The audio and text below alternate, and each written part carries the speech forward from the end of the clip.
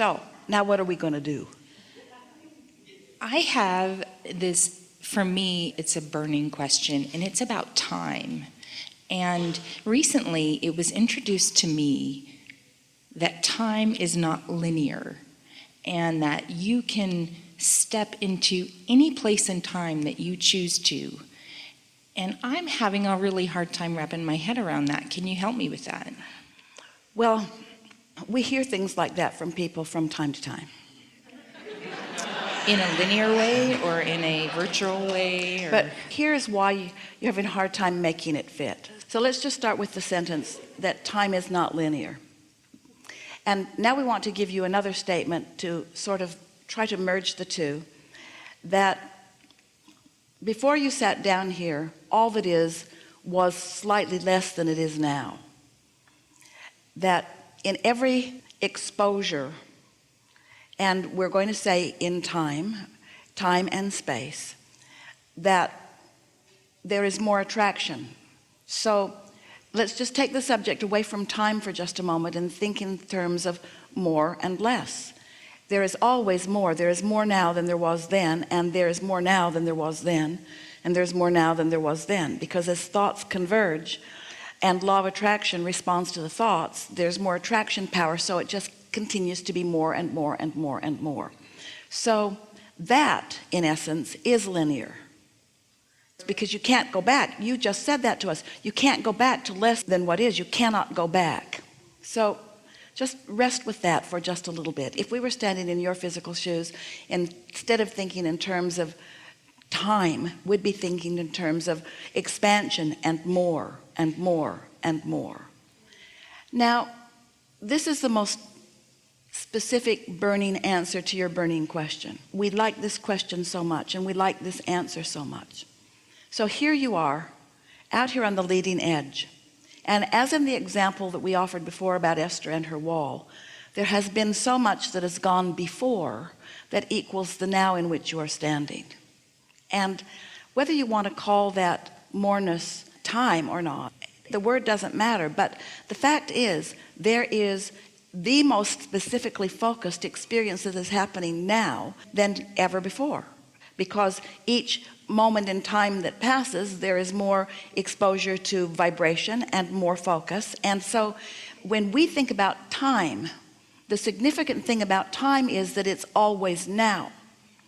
Esther remembers she and Jerry going to Australia with some of you, and it was so interesting that when they called back to the office, it was yesterday. Esther would say to them, "We're living your future, and when you get there, you're going to like it." But of course, that was silly because it was all happening right now.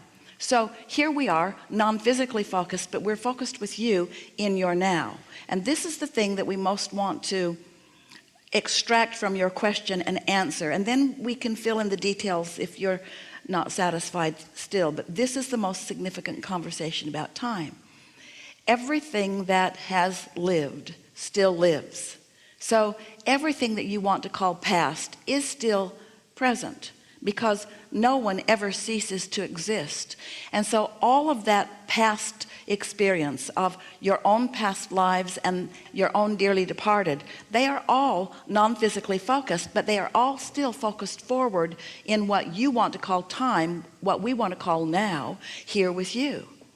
And so if you can look at time more as the moment in time, the juncture, the junction, where you in your physicalness meet all of us in our non-physicalness, and then you try to accept that there is never any going back, there is always only this moment and forward, then you begin to get a sense that we have to call it linear, because it's more.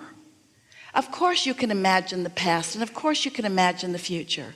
But people who are trying to make it sound like there are a lot of other dimensions and a lot of other times, and that you could go back in time, and that there are people that are actually living back in time, that's just not true. There are not people that are living back in time. It is our promise to you, everyone who has been, who is now non-physically focused, is here on the leading edge with you in what you call your time. And so this moment is more than the moment before, and this one and this one and this one, because you're exposing yourself to life, and you're putting more in your vortex, and you're coming into vibrational alignment, and we are all focused forward in time right now with you. Of course you can remember your past, but you know, and this is why we're getting so exhilarated as we are following this train of thought, is that your inner being never looks back. Your inner being never looks back. Your inner being is always focused on this expansive, delicious sweet spot, watching you moving from where you are to where you really mean to be. And in fact, your inner being is not even focused on where you are. Your inner being is focused upon where you really are vibrationally, which in your vernacular you would call where I'm going in terms of physical manifestation. Your inner being is so forward looking, never looking back. So for someone to begin to say or to believe that some of you are living in the 16th century or the 14th or the 13th, or it's just not the way that it is, because it is the leading edge that we are all exhilarated about. It's the new conversation. This conversation has never been before, not like this, unto all of the universe. This combination of who you are and what you know and who you are and this burning question that you are asking has never been before. It has never had a juncture meeting non-physical in the way that it is right now. It has just become more. And you've got to accept that as linear, because as you said, you can't go back. Don't you think it's fascinating that you opened this conversation with another conversation that you thought was completely off the subject, and it's exactly the same subject? When you tried to go back, when you tried to know a little less than you now know, when you tried to take that knowing that you used to be comfortable with and make it fit with what you now know, now that you've moved forward linearly. I think sometimes maybe I confuse myself. You think?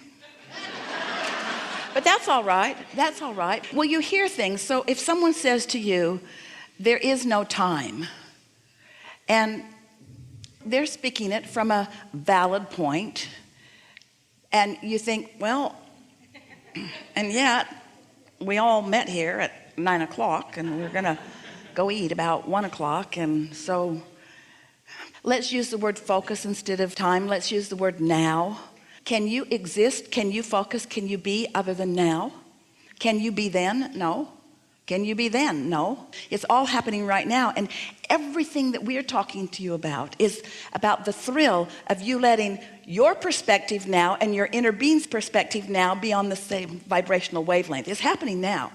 Do you know that if there were not only one powerful now, you couldn't feel emotions, positive or negative?